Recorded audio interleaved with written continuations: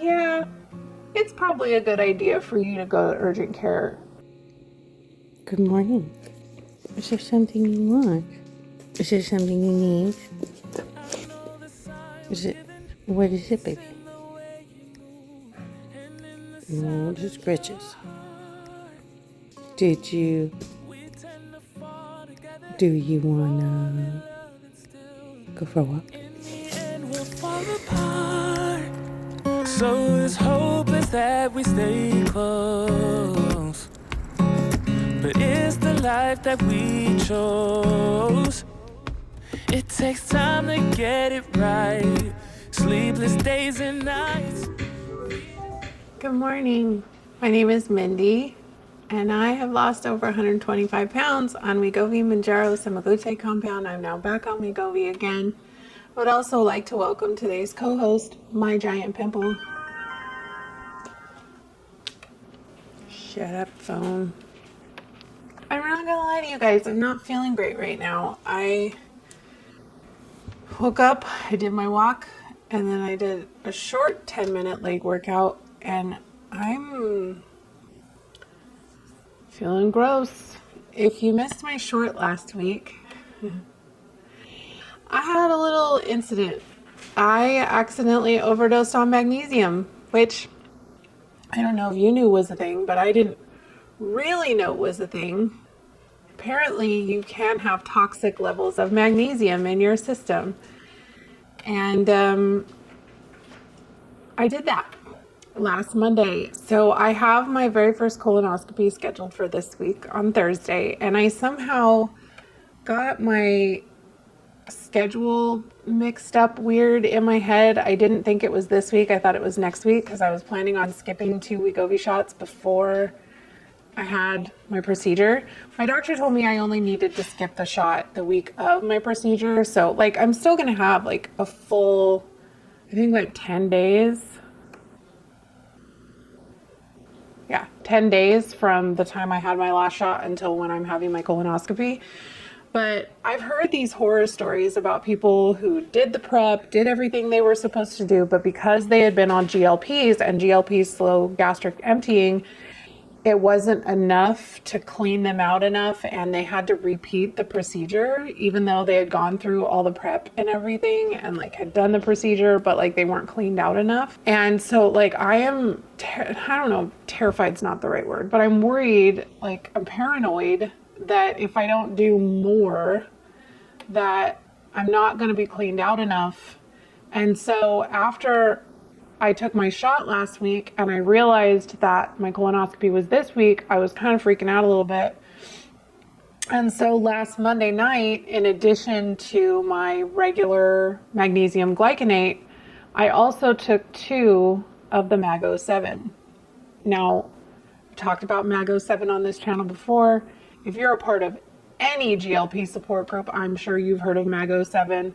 Well, Mago 7 is a massive dose of ozonated magnesium oxide. I did not realize how massive of a dose until I woke up on Tuesday morning and I was so dizzy laying in bed that it felt like, you know, when you're a kid and you go on the merry-go-round and you get off and like your eyes are still moving in your head and like the whole world is spinning. Like that's how bad it was while I was laying in bed on Tuesday morning. I could barely walk. I got to the bathroom and I had like liquid diarrhea and like TMI, like really bad nausea, like super bad waves of nausea, but the dizziness was just out of control. And I was freezing cold no matter what I did. I was getting the chills. I didn't have a fever. So I started texting Jess, my nurse practitioner, and I was like, hey, so the only thing I changed was I did this, was like, is it possible to overdose on magnesium? Like, that's the only thing I can think of that I did differently. Like, I was feeling great before I went to bed last night, and then this morning I woke up like this. Like, what is going on? And so she's like, well, how much did you take? And so I took a picture of the labels and I sent them to her and I told her how many I took of each. And she was like, yeah, it's probably a good idea for you to go to urgent care and make sure you're okay. Like, make sure that, she's like, unless you can check your blood pressure at home, she's like, I'd really think it would be a good idea if you went into urgent care. So I was at home by myself. Obviously, I couldn't drive. Nikki was on her way into work, and thankfully I texted Richard, and he was going to have a really early day, and he was going to get home around 11 o'clock in the morning. Thankfully, he got home early enough that he was able to take me in to urgent care, and all my vitals looked okay. By that time, I wasn't getting as cold. The dizziness was still bad, but it wasn't anywhere near as bad as it had been first thing in the morning. Basically, they just told me I was just going to have to drink lots of water and just wait for my kidneys to do their job and flush the excess magnesium out of my system. So I've kind of been dealing with that since last Tuesday. It's been slowly improving, but then this morning after my workout, I don't know if sweating brought out some excess magnesium that was in my system or what, but like major wave of nausea, and now I'm dizzy again. And I am not happy about it. Like, I haven't taken any magnesium supplements at all since last Monday night. They told me I only needed to skip 3 days, but again, I've been paranoid. So my GI doctor had told me on our consult a few months ago that she wanted me to start taking Miralax the Friday before my procedure. So I've been taking Miralax every night since Friday, and I am like, since I haven't been taking my magnesium, like I am so constipated. Like, it's not good, but I'm still scared to take my magnesium. So I'm gonna have to get over that. I'm gonna start taking it again tonight, just the small dose that I normally take. It's gonna be a long time before I take that magnesium oxide again, I can tell you, if I take it again, the Mago 7. All that to say, even good things can be overdone. So please be careful. Don't increase your supplements and stuff like that without talking to your doctor. Don't do that. It's just either that or else make sure you do your research about maximum doses and things like that first, because yeah, it can be really bad. Like if you take too much, like if you get to magnesium toxicity, it can actually cause heart palpitations and death.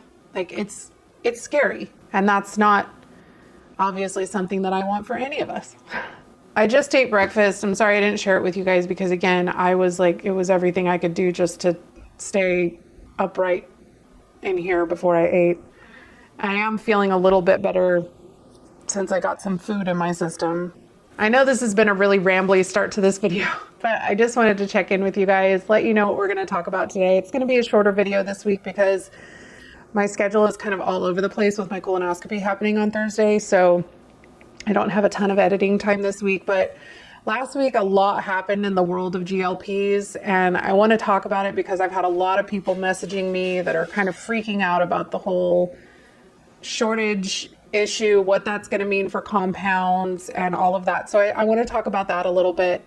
And I also want to go through my 6-week weight loss results because I finished out my cut last week. So I just wanted to go through all that goodness. But first, I want to take a shower, and I'm going to hope that maybe that's going to help make me feel a little bit better. And then I will be back. That's better. I'm still feeling a little wobbly, but not as nauseous as I was, and I've got a little bit more energy. It's gonna be okay. It's gonna be an interesting day because I have a 6-hour work day today, which is longer than I normally work, but I only work 4 days this week, so they had to kind of pack all my hours into one. Wanted to talk through a couple things with you guys this week. Last week, there was a lot of panic among people because Eli Lilly reported that all doses of Mounjaro and Zepbound are no longer in shortage. If you're somebody that's on either of these meds, you know that's not true. You know that there are still plenty of pharmacies that have these on back order and things like that. So it's important for you guys to be educated. If you're not following Man on the Mounjaro, he has channels on YouTube, TikTok, Instagram. Dave is fantastic at keeping everybody informed regarding the news about what's happening with all of these medications. He was a huge motivating force behind the Release the Vials campaign. I think he may have actually pioneered it. Actually, Zepbound, I think, and Mounjaro, the 2 lowest doses, I believe, were released in the vial form here in the United States. either last week or the week before. So a lot of people are kind of freaking out about what that means for compounded medications, because if you're not familiar with compounds, then you probably have insurance that covers these meds. But compounding is kind of a complicated thing. I actually have a video here on my channel. It's like a Q&A style type video talking about what compounds are, how they're made, what you need to know when looking for a compound pharmacy and all that good stuff. A couple of months ago, I actually became a partner with Fridays Health, and I have a video here talking about who Fridays is, what they're all about. I also have a live Q&A that I did with the co-founder, Sina. It was an amazing time where we talked about all things Fridays, compounds, GLPs, and all that good stuff. The reason that I decided to partner with them and that it was so important for me to form a partnership with a company that I trusted is because there are so many people that don't have insurance that covers these medications, and they can't afford the retail price for these meds because they're very, very expensive still. Thankfully, with all the advent of all the new GLPs and GIPs and triple agonists and all of that are coming out through FDA testing, as there's more and more competition, it will drive the pricing down.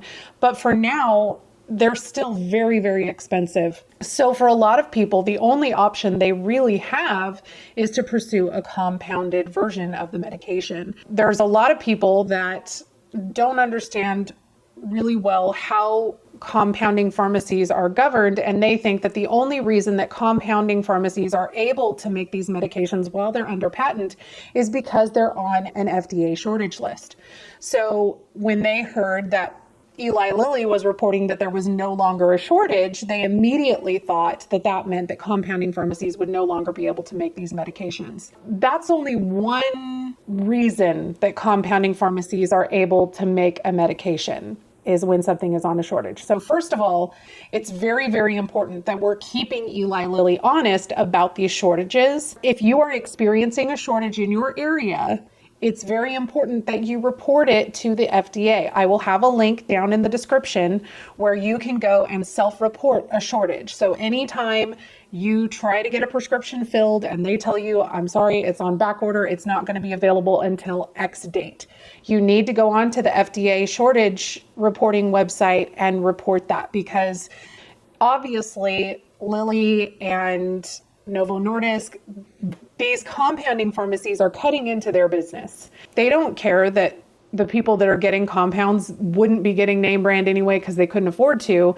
They just know that there are obviously some people who are getting compounds because they're less expensive even than what they would be with their insurance, because compounds are much more affordable. For the next couple of weeks through the end of August, Fridays is actually increasing my discount for you guys. So if you're interested, after you take a look at my information on what Fridays is, if you want to look into starting a membership with them so that you can get your compounded medication, it's actually $50 off your first month with my code. So that's going to get you more than half off your membership. All of the pricing is on their website. They're extremely transparent with how much everything costs, but that means that for your first month's membership and your compound for semaglutide, it's less than $200 for your doctor's visit, for your compound, for everything. It's definitely a much more affordable route to go for people that don't have insurance coverage. I want to explain a little bit about why I'm not worried about compounds yet. As I mentioned a little bit ago, FDA shortage is only one reason that compounding pharmacies are able to compound a prescription medication that is still under patent. There are other reasons that compounding pharmacies are able to compound a medication. Compounding pharmacies are meant to modify existing prescription medications in order to fit the needs of a specific patient. So, for example, if you have extreme fatigue or nausea or constipation on these medications, a compounding pharmacy can add B12, an anti-nausea ingredient, something to help with the constipation like magnesium. They can compound those into the active ingredient and the medication so that they can help combat some of those side effects. Some people have allergies to the preservatives or an inactive ingredient that's used in the name brand medication, and compounding pharmacies can remove those inactive ingredients. You may also have an issue with the delivery method. So for example, you may be afraid of giving yourself a shot, or maybe you can't handle the entire dose in one sitting and you need to spread it out over the week. All of those are reasons that a compounding pharmacy can legally make a compounded medication, even if the medication is not in a shortage. So there are ways that compounding pharmacies can still legally produce these medications and comply with FDA requirements for their operation. That's why I'm not really that worried, because I feel like there's always going to be a need for certain patients to have some help with these medications in a way that a compounding pharmacy can satisfy that's different from the name branded medication. I just wanted to share that a little bit with you guys. I know that there's a lot of panic out there right now. I'm hoping that that will help you understand a little bit more about the requirements for compounding and when they can and can't compound these meds. Anyway, if you have any other questions about that, please drop it down in the comments and let me know, and I will do my best to answer them. I just wanted to move on to my results for my 6-week cut. This was a very quick cut. The 6 weeks went by very, very fast. I think that I will probably do my next cut for 8 weeks, because I would have done 8 weeks this time if it hadn't been for my colonoscopy being scheduled this week. I feel like mentally I'm in a much better place in terms of where my mindset is at, the coping skills I was able to learn from my therapist during my time spent with her. And I'm just in a much, much better place for a longer period of time. I think 8 weeks is probably the max that I'll do, but I believe that that would be a better time frame. 6 weeks just felt way too short.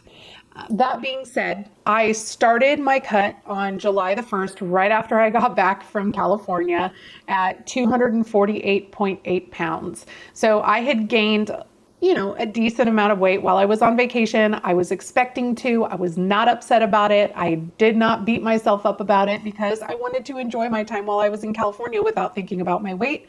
And I've said it before, I'll say it again. I refuse to let my entire life be about my weight loss journey.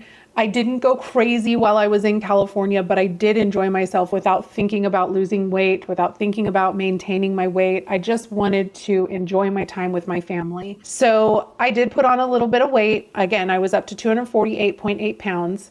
My lowest weight of the week last week, because like I do, I fluctuate throughout the week. I tend to take off weight all the way up to like Wednesday or Thursday. And then for some reason, even though I'm eating the same foods I was earlier in the week, I'm doing all the same things, my weight starts to creep back up towards the weekend. And I have absolutely no idea why. But my lowest weight of the week last week was at 235.8 pounds. I lost 13 pounds total in that 6 weeks, which was a little over 2 pounds a week average. Obviously, a lot of that in the beginning was water weight from my California trip, but I'm not mad about that. The one thing I am a little sad about is that at that 235.8, that means I'm at a cumulative loss since I started in October of 2021 to 129.6 pounds. So I was like 0.4 pounds away from hitting that 130 pound mark. And I was so excited about hitting it. And I really thought with the rate that I was losing at the beginning of the week that I was going to get there, but that's okay. I mean, it's an arbitrary number.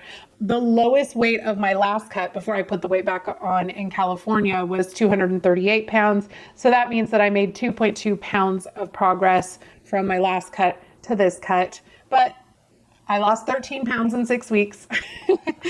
If you've been with me since late last year, you'll know that I set a goal to lose 50 pounds this year. On January 1st, I was at 256.6, which means that I've lost a total of 20.8 pounds so far this year.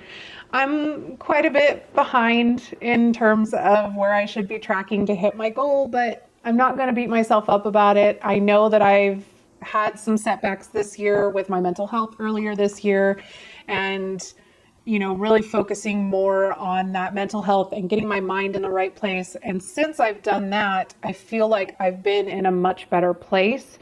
but I'm still moving forward. 20.8 pounds is nothing to scoff at. In the 32 weeks since the beginning of the year, that means that I've lost an average of 0.65 pounds per week. I'm not always in a weight loss phase. I vacillate between weight loss phases and maintenance phases. So given that they say that sustainable weight loss is between a half a pound and 2 pounds per week, at 0.65 pounds a week average, I will take that because I'm still within that range. The super exciting thing that I experienced this cut was some serious loss in inches. The last several cuts that I've had, like I've looked at my before pictures and my after pictures, and they really weren't that noticeable. This cut, I will say I'm kind of disappointed. I apparently forgot to take pictures on the day that I started. Like I kept my pictures from the end of my previous cut as my before pictures.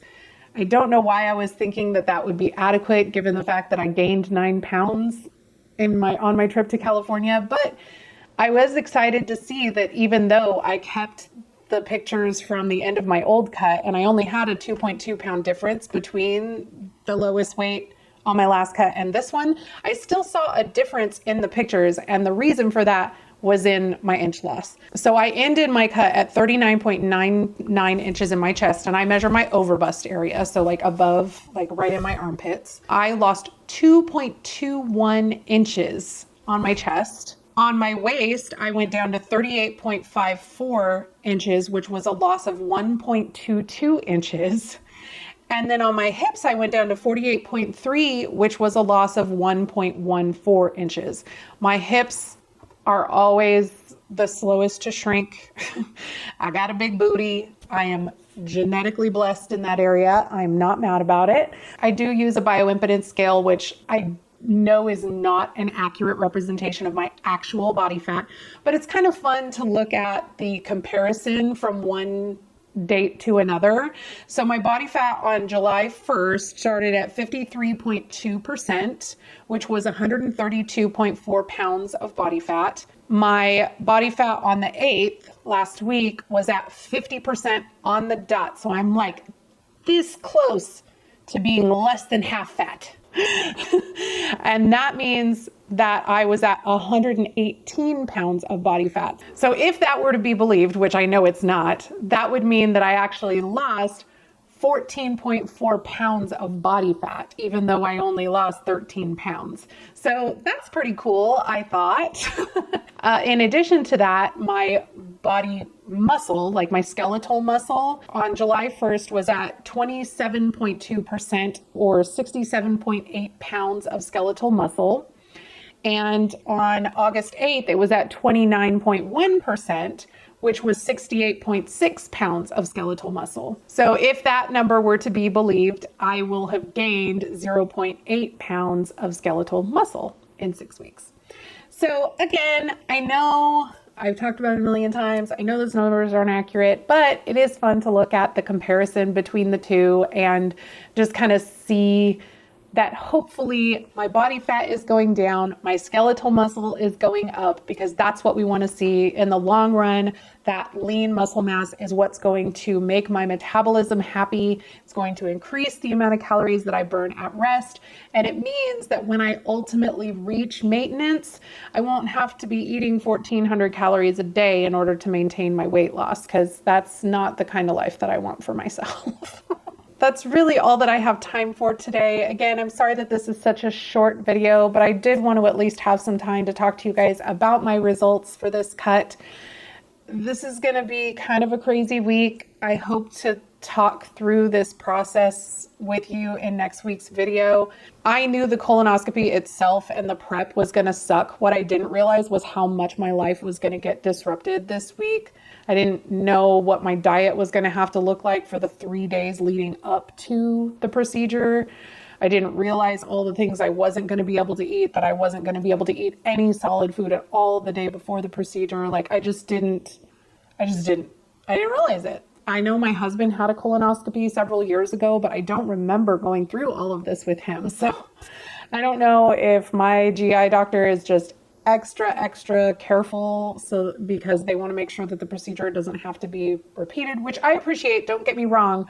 It's it's a good thing that I'm on maintenance this week because my eating is going to be all over the place in terms of what I'm allowed to eat. I'm having to eat a lot of hyper processed foods. I can't have any nuts, seeds, or raw fruits or vegetables for the next 3 days. And I probably won't be eating much of anything on Thursday after the procedure. I have to be there at 6 o'clock in the morning on Thursday for the procedure, which means because of the prep, I'm probably not going to sleep at all the night before.